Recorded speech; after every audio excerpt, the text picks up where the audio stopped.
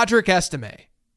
The Broncos in total, their running backs have not been very effective on the ground this year. You can look at their team rushing EPA, and it ranks just below average compared to the rest of the league. But don't forget, they have a mobile quarterback. Javonte Williams and Jaleel McLaughlin have been below average in rushing yards over expected per rush, and neither of them are giving us that much in terms of EPA. So I don't think it's that surprising to see how the Broncos deployed Audric Estime in Week 10. Against the Chiefs, he played 45% of the team's offensive snaps. His previous high in snap share was 10%. He had a running back rush share of about 82%. That was actually a season high for the entire team, for any running back all year. It was clear that the Broncos just wanted to get Estime more involved. Now, Estime as a prospect, if you didn't listen to me during the offseason, he profiled as an early down bruiser. The Zap model didn't love him, though, because he wasn't that much of a pass catcher. He was on the younger side, though. He's a younger prospect. Now, we should anticipate Denver using him in that way. We even saw that in Week 10. Despite seeing the snap share, despite seeing the running back rush share, he still trailed Javonte Williams in routes run. But when usage trends up like this for a rookie running back, you have to try to get him off the waiver wire. I do have to say, though, Denver's running back schedule rest of season, it's kind of rough when looking at adjusted fantasy points allowed. Buy Deebo Samuel. So we don't have a huge sample size of Deebo Samuel without Brandon Ayuk in this Brock Purdy era. But we do have something. In Ayuk's single missed game last year, Samuel saw a 35% target share and he scored 25 PPR points. Prior to Week 10 and since the start of 2023, this is according to Adam Levitan over at Establish the Run, Samuel had a 30% target share and a 48% targets per out run rate on plays where Ayuk was off the field. Now, Samuel didn't hit those marks against the Buccaneers on Sunday. Instead, he only had an 18% target share and a 17% targets per out run rate. But I don't think that one game tells us the entire story. Look at his historical splits. Look at what his numbers have been even when Ayuk has been healthy. So I'd be willing to trade for Deebo Samuel this week. The ceiling is still pretty massive, and San Francisco doesn't have the worst fantasy playoff schedule. In the playoffs, they get the Rams, Dolphins, and Lions. So I do think that Samuel's a buy. Add Ricky Pearsall. Now, at the very least, if you don't want to trade for Samuel, you can just add Ricky Pearsall off the waiver wire if he's out there. Now, I talked about Pearsall in last week's Sleepers episode, and he came through with 17 PPR points. He saw just as many targets as Deebo Samuel did. He ran a route on 71% of San Francisco's dropbacks. That's not great, but it's really solid. Now, last week, I talked about Jawan Jennings as a buy. I would still rather have Jennings than Pearsall rest of season. His usage was better, and he's been balling out this year. But Pearsall should have plenty of usability in this high-powered offense. I highly doubt he's going to be sleeper eligible here in Week 11. Sell Mark Andrews. It's been a wild year for Mark Andrews. As you guys know, he got off to a really slow start. Through his first 4 games, he totaled 12.5 PPR points combined. And then as a result, on this show, I said in shallower formats, Mark Andrews was a drop candidate. And then naturally, right after that, he kind of goes on a heater. He's averaged 13.9 PPR points per game over his last 6. And in Week 10, he scored 18.8 PPR points. He had a season high 22% target share. He's been a tight end 1 ever since everyone gave up on him. Now, production is always what we want. We need our fantasy assets to score points. But we can't just ignore how they're scoring points. Andrews has been running hot, but he's been running hot mostly through finding the end zone. He scored 5 touchdowns over his last 5 games. That's not going to be easy to sustain. And he's done that while only getting to a 20% target share one time. And that one time was last week. And last week, Isaiah Likely was sidelined. Now, if Isaiah Likely continues to miss games, then Mark Andrews does have a shot to produce. In Week 10, he ran a route on 94% of Baltimore's dropbacks. That was by far a season high. His route participation this year has been between 50% and 70% most weeks. He was at 94% without Isaiah Likely. We were seeing old Mark Andrews. So with this recommendation, I think that you could just wait to hear about Isaiah Likely, because that is a very big deal. But if we do see that Likely's back, I'm anticipating Mark Andrews' usage to go back to what we've seen all season long. And his production has sort of outpaced that usage since week 4. So right now, if you're sitting here and you can get something from Mark Andrews that's equal to where he was drafted in your fantasy drafts this year, I don't think that's a bad idea at all. Especially as you look at the fantasy playoffs, Ravens tight ends have the 3rd toughest schedule in the league according to adjusted fantasy points allowed. Now look, I don't think you absolutely have to do this transaction, but I do think there's a very real chance, as long as Isaiah Likely ends up being healthy, that this is a high point for Mark Andrews from a usage perspective. Add Adonai Mitchell. So Michael Pittman missed week 10 because of a back injury that's been lingering and also a finger injury. That allowed rookie Adonai Mitchell to step in as more of a full-time player in this Colts offense. And he ended up seeing a 17% target share. That was his highest mark since week 1. He also saw a season-high 95% route participation. Now, the Colts have a pretty average rest of season schedule for wide receivers. And things could change very quickly if Michael Pittman returns. Or if Indianapolis ends up giving Anthony Richardson that starting job again. It does sound like Joe Flacco is going to start this week, though. But Mitchell has some upside as a high-variance talent. If you guys listen to my prospecting work over the offseason, then you know that my model didn't love AD Mitchell. But it was very obvious that his profile just had a lot of volatility. So maybe that high end ends up hitting. And I am adding Mitchell over Alec Pierce for this single reason. We kind of know what we're getting out of Alec Pierce. We know that he hasn't been a reliable starter in fantasy football. So I would just rather take a shot on AD Mitchell and see if something really comes of it. Because the Colts could also just start giving him more run. Buy Jakobi Meyers. Fantasy managers don't want to invest in the Raiders offense, and I can't blame them. But that could create some buying opportunities. I think Jakobi Meyers is a good football player. And without Devontae Adams, he's been seeing some really good usage in this offense. Adams last played for the Raiders back in week 3 against the Panthers. Through that point in time, the first 3 weeks of the season, Meyers was averaging just a 15% target share per game rate. Since then, that number shot up to almost 32%, which is really, really good. Now, the Raiders have a tough short-term schedule for wide receivers, but it gets good in the fantasy playoffs. They get the Falcons, the Jags, and the Saints.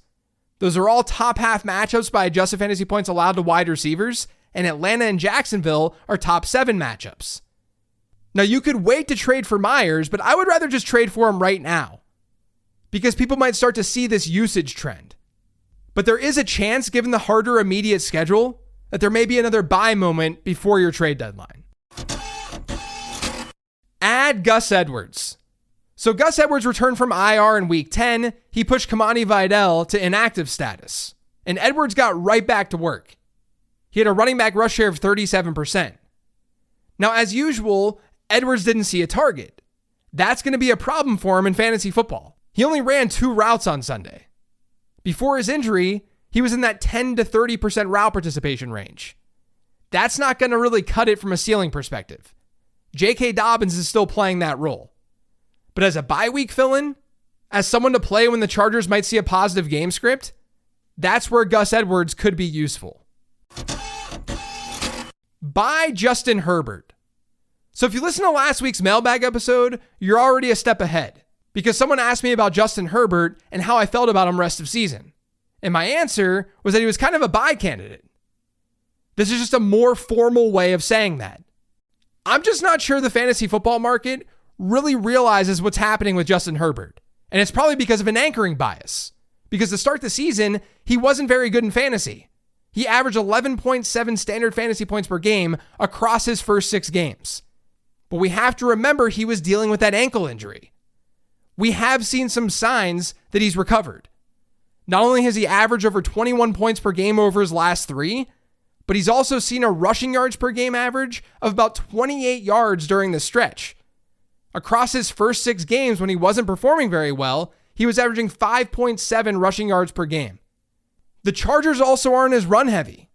According to Fantasy Life data, LA's dropbacks over expected rate has been positive, meaning they've been more pass heavy than expected in 3 of their last 4 games. They weren't in the green during any of their first 5 games this season. So the Chargers are throwing it a little bit more. Justin Herbert is running it a little bit more. And guess what? Their rest of season schedule, it's fourth best for quarterbacks when looking at adjusted fantasy points allowed. It's third best over the next 4 weeks. They have upcoming matchups against the Bengals, Ravens, and Falcons. Now, there's rarely a need to go really crazy for a quarterback in a single quarterback league. But I do think that Herbert makes sense as a buy. Add Will Dissly. So we'll talk about another Charger, and we'll talk about Will Dissly. So Hayden Hurst missed weeks 7 and 8. Will Dissly saw a spike in usage during that time. From weeks 1 through 6, Dissly averaged a 12.7% target share per game rate. His route participation was usually in that 30%, 40% range. That's what he was seeing through the first month and a half of the season. But without Hayden Hurst for those 2 weeks, his target share jumped to 26.5%. His route participation was in the 75% range. Now, the reason I didn't talk about adding him then was because Hayden Hurst was returning, which he did 2 weeks ago. I figured that we'd see Dissly's usage drop again, but that has not happened. He's now coming off 2 games with Hurst, and he saw target shares of 12% and 33% in those 2 games. Most importantly, his route share has been around 68%. It's looking like Will Dissly is officially the primary pass-catching tight end for this Chargers offense. And like I just said with Justin Herbert, they have a pretty favorable rest of season schedule. So I think Will Dissly is an obvious add. Add Kayshon Boutte. I feel like not enough people are talking about Kayshon Boutte right now, which, by the way, it is Boutte, it's not Boutte. That's out of his mouth. Boutte has seen his usage just get better and better in this New England offense. Earlier this year, his route participation was sort of in that 30% to 60% range. In week 6, that rose to 76%. Then in his next game, it was 88%. This past week in week 10, it was 100%. He ran a route on every single New England dropback. And good target shares have followed this uptick in route participation, which is what we generally see. He's now hit the 20% target share mark in 2 of his last 3 games. Now, some of you might remember the Zap model did like Kayshon Boutte coming out. He just seemed to have some work ethic issues. But if that's changed, if he's figured that out, we're looking at a very talented player with an up-and-coming quarterback. Maybe things won't hit this year, but I think that he absolutely needs to be on your radar. Add Marquez Valdes-Scantling. Now look, the good here is that Marquez Valdes-Scantling scored 25.9 PPR points on Sunday, and he's on a team that lacks wide receiver depth and talent. New Orleans' top receivers in routes run against Atlanta were Marquez Valdes-Scantling, Mason Tipton, and Kevin Austin Jr. Now, the bad side of this is that this is MVS. We have a pretty big sample size of him not being this high-end fantasy contributor. And despite leading the team in routes run this past week at wide receiver, there was still a pretty heavy rotation. He ran a route on just 2/3 of the team's dropbacks. He only had a 14% target share. So yes, I think that you can add MVS coming off this big performance. What if it leads to more work? What if they do give him a better route share? Just don't go crazy. Sell DeAndre Swift. Now, a couple of weeks ago on a 10 Trends episode, I talked about DeAndre Swift and the schedule that he was about to face. Over Swift's last 5 games, he's faced 3 top 10 favorable opponents for running backs by adjusted fantasy points allowed.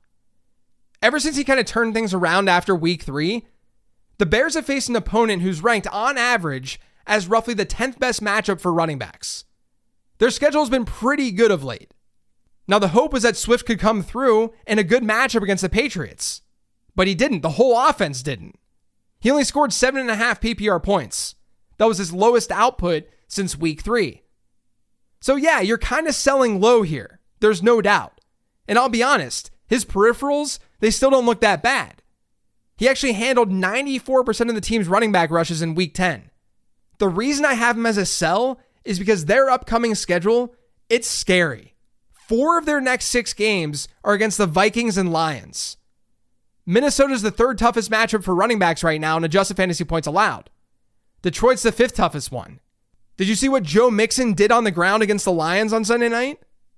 If DeAndre Swift doesn't see work through the air, he could be doomed. In the end, Bears running backs have the toughest remaining schedule in the league right now. And in the fantasy playoffs, they do have one game against the Vikings and one game against the Lions. Even if a change does come offensively, this schedule is just not appealing enough for me. This isn't doing it for me. You may be able to sell him this week before those Minnesota and Detroit matchups start to hit. Add Cam Akers. Speaking of Minnesota, Aaron Jones is a little bit banged up with a ribs injury, but thankfully it doesn't sound like he's going to miss this weekend's game, but there's always a chance. We never know when we're talking early in the week. So it can't hurt to try to add Cam Akers off the waiver wire. He's been operating as the clear-cut RB2 in Minnesota over the last couple of weeks. He's had snap shares of 23% and 29%. So if Jones misses any time, I would anticipate Cam Akers being the 1A in that backfield. And then Ty Chandler would be the 1B. Add Russell Wilson. So look, there's no doubt in my mind that Russell Wilson is beating math a little bit right now. He has a 7.1% touchdown rate. That's not very sustainable. But he gets Baltimore this week. Now, you may be a little bit scared that this game isn't super high scoring because after all, it's the Steelers and Ravens. But Baltimore's secondary has been such a good target for fantasy purposes. On the year, only 2 teams have allowed more adjusted fantasy points to quarterbacks than the Ravens have. Quarterbacks facing Baltimore have seen a boost in well over 70 passing yards versus their season-long averages. That's by far the highest adjusted passing yards allowed mark in the league. So Wilson, who's rostered in just 22% of Yahoo leagues, he's a good streamer. Add the Green Bay Packers defense. So if the Texans are available on your waiver wire, they get Dallas. I think that they're an obvious add. You could even look at the Saints and the Dolphins too. But the Packers are out there in a lot of leagues because they were on a bye this week. And they're 6.5-point favorites against the Bears. Chicago, as we know, they're struggling offensively. They've allowed 15 sacks over their last 2 games. Now, Green Bay, they're below average at getting to the quarterback, at least in terms of pressure rate. But if you look at Chicago's last 2 opponents, it's been Arizona and New England. Their pressure rates are actually worse than Green Bay's. Things can change in Chicago, but on paper, this is a really good spot for the Packers defense.